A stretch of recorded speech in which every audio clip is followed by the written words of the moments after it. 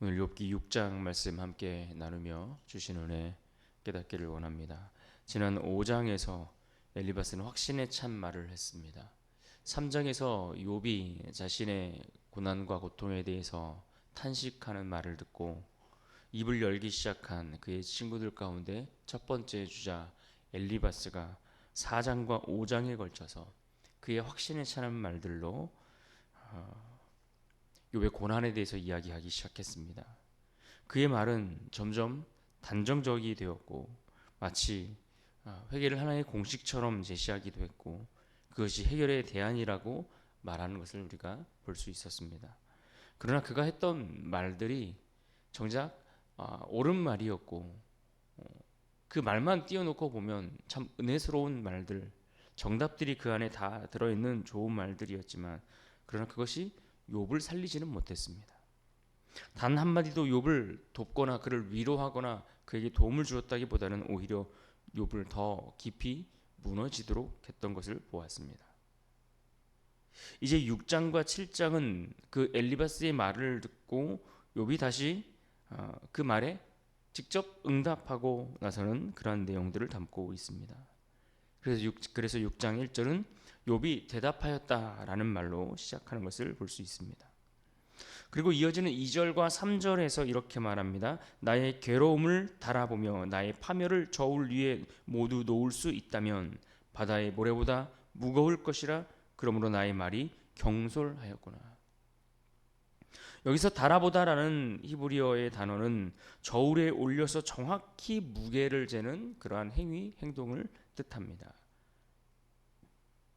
5장 2절에서 엘리바스가 분노가 미련한 자를 죽인다라는 이야기를 한 바 있는데 욥은 그런 말을 통해서 욥을 은근히 질책했던 그런 일들이 있었는데 지금 오늘 본문 속에서 그것에 대한 욥의 하나의 반박이라고도 말할 수 있습니다. 고통에 처한 자에게 무조건 책망만 할 것이 아니라 먼저 그 고통이 얼마나 심각한지를 그래도 적어도 좀 참작해서 그렇게 보아야 하지 않겠느냐라는 뜻을 가지고 있는 겁니다. 그렇게 욥은 내 고난을 말로 판단하지 말고 저울에 올려 놓고 보라라고 말하고 있습니다. 욥은 자신의 말을 변명하려는 것이 아니라 그가 겪고 있는 이 고난, 고통의 무게에 대해서 이야기를 하고 있는 겁니다. 바다의 모래라는 표현이 나와 있는데 바다의 모래는 주로 성경에서 셀 수 없이 많은 수를 상징하기 위해서 표현하는 단어입니다. 그만큼 그가 겪는 고난이 많아서 그 무게가 얼마나 무거운가를 보여주기 위한 하나의 상징이 되기 위해 사용되고 있습니다. 그러면서 그가 뭐라고 고백합니까? 나의 말이 경솔하였구나.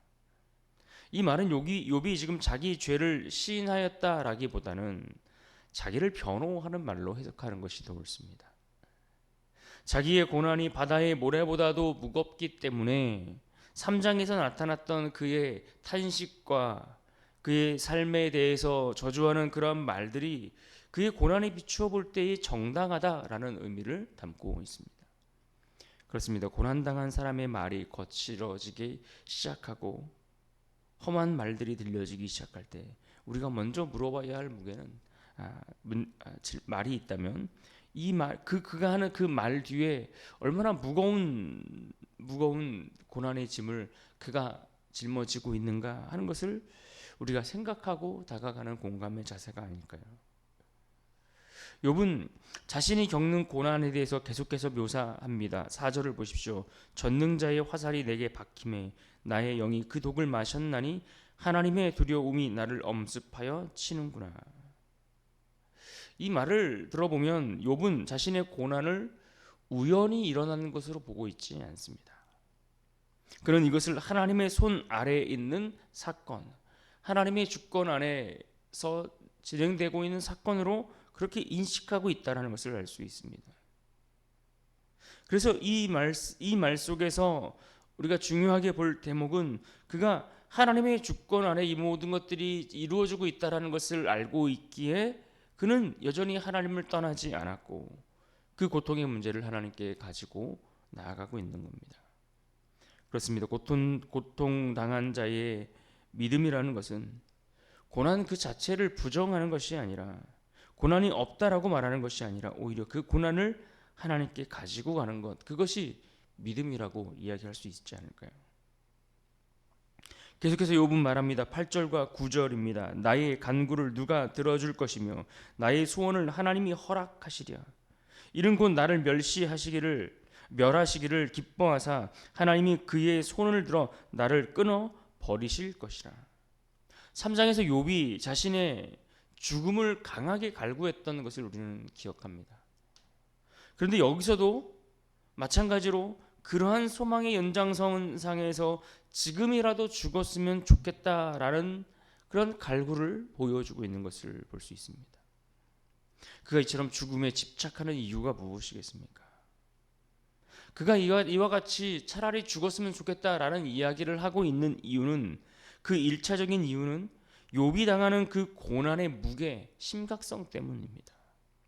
바다의 모래보다 무겁다라고 표현한 것처럼 그가 겪는 그 고난의 무게가 너무나 무겁고 감당할 수 없어서 그와 같은 이야기를 건네고 있는 겁니다. 그러나 그와 같은 1차적인 이유 외에 보다 궁극적인 이유를 찾아본다면, 그는 지금 하나님의 섭리 속에서 이것이 진행되고 있다라는 것은 알지만, 그러나 그 하나님의 섭리 속에서 욥이 겪고 있는 그 신앙적 혼란 속에 빠져서 현재의 삶 속에서 어디다가 그 소망을 둬야 할지, 그 소망을 둘 여지조차 없다라는 것, 그것이 사라졌기 때문입니다. 하나님의 섭리를 이해할 수 없고 뜻을 알지 못하겠고 깨닫지 못하는 그 답답함 속에서 그가 살아갈 소망마저 잃어버렸다라는 겁니다. 또 이 말씀은 욥이 엘리바스가 주장했던 그 말들에 대해서 거부하는 말이라고도 볼 수 있습니다. 5장에서 엘리바스는 욥에게 고난 중에 하나님께 기도할 것을 말했습니다. 그러나 그의 겉면에 욥이 정면으로 거부하는 모습이기도 합니다. 그러면서도 욥은 여전히 죽음을 갈망하는 가운데 그 죽음의 주권자가 하나님이심을 명백하게 알고 있고 그것을 고백하고 있습니다. 아마 이러한 인식조차 없었다면 그는 그 삶의 무게 때문에 인내의 한계에 봉착해서 어쩌면 자살이라는 것을 선택했을지도 모르겠습니다. 본문 4절의 말씀처럼 피할 수 없는 고난 중에서라도 그 고난의 조성자가 하나님이라는 것, 그리고 그 고난을 피하기 위해 죽음을 갈구할지라도 그것을 그렇게 도모할 수 없다는 것이 지금 이 고난 중에 있는 욥의 마음이고 그의 믿음이었습니다. 계속되는 14절에 보시면 욥은 친구들을 향해 이런 말을 또 하고 있습니다. 낙심한 자가 비록 전능자를 경외하기를 저버릴지라도 그의 친구로부터 동정을 받느니라. 여기서 동정이라는 단어가 나오는데 이 동정이라는 단어는 히브리어 헤세드라는 단어가 사용되었습니다. 언약적 사랑, 변치 않는 신실함을 뜻하는, 우리가 구약 성경에서 종종 그러한 변치 않는 신실한 사랑을 의미하는 단어로 사용되는 이 단어가 여기서 사용되었습니다. 욥이 친구들에게 그와 같은 이야기를 하고 있는 겁니다. 내가 너희들에게 지금 바라는 것은 어떤 내 고난에 대한 해석과 설명이 아니라 헤세드였다. 너희로부터 진정한 위로를 받기를 원했다. 신실한 사랑을 내가 얻기를 구했다. 그러나 그는 이렇게 말합니다. 15절, 내 형제들은 개울과 같이 변덕스럽고 그들은 개울의 물살같이 지나가느나. 갈증을 해소하기 위해 물을 찾아갔는데 그렇게 해서 물을 찾아왔으나 기대와 달리 갈증을 해소하지 못한 실망감, 그것을 표현하고 있습니다. 그렇습니다. 타인에 대한 고난에 대해서, 고통에 대해서, 인생의 문제에 대해서 우리가 어떤 권고의 말을 하고자 할 때에 그 말이 가지고 있는 논리성, 말의 유창함, 그것보다 더 중요한 것은 정말 그 사람의 상황과 형편을 전적으로 이해하는가, 그리고 그래서 그러하기에 사랑으로 그들에게 다가가고 있는가, 그것이 얼마나 중요한가를 오늘 말씀 속에서 깨달을 수 있습니다. 이런 측면에서 사도 바울은 갈라디아서에서 심지어 범죄한 자를 권고할 때라도 온유한 심령으로 바로 잡아줘야 된다라는 이야기를 했습니다. 갈라디아서 6장 1절입니다. 형제들아, 사람이 만일 무슨 범죄한 일이 드러나거든 신령한 너희는 온유한 심령으로 그러한 자를 바로 잡고 너 자신을 살펴보아 너도 시험을 받을까 두려워하라. 온유한 심령으로, 범죄한 자를 돌이키게 할 때조차도 온유한 심령으로 해야 한다라고 권면했던 겁니다. 그러니까 우리가 이 땅을 살면서 누군가에게 진정한 위로자가 되어주지 못하는 이유는 바로 이러한 온유함을 지닌 사랑이 우리에게 빠졌기 때문은 아닐지 모르겠습니다. 욥은 친구들에게 이렇게 말합니다. 24절에서 욥은 자신을 정죄하는 이들에게 내게 가르쳐서 나의 허물된 것을 깨닫게 하라. 내가 잠잠하리라. 그는 지금 자신의 고난에 대해서 정죄하지만 말고 진실을 알고 있다면 차라리 그 진실을 설명해 달라라고 요구하고 있습니다. 은연중 자신을 죄인 취급하는 그러한 엘리바스의 말이 상당히 불쾌하게 들렸을 것입니다. 그 불쾌한 감정을 그대로 드러내고 있습니다.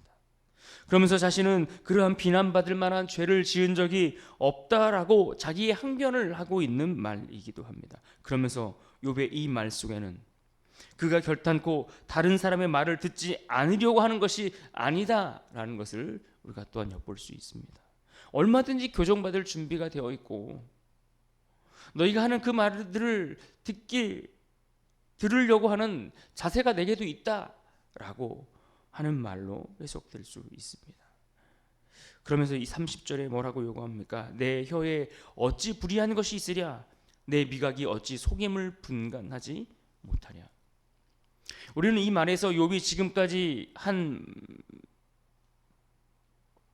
말 속에 잘못이 없다라는 것을 다시 강조하는 말이기도 하지만 정죄하기 바쁜 그 친구들을 향해서 최소한의 공정을 보여달라라고 요구하고 있는 말이기도 합니다. 우리가 오늘 본 6장 말씀 속에서 욥이 요구하고 있는 것이 무엇입니까? 결국 욥이 요구하는 것은 설명이나 해석이 아닙니다.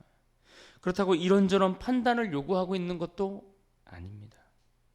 그가 요구하고 있는 것은 자신이 겪는 그 고난의 무게를 좀 달아보고 나를 이해해주고 좀 위로해달라는 것 아니겠습니까?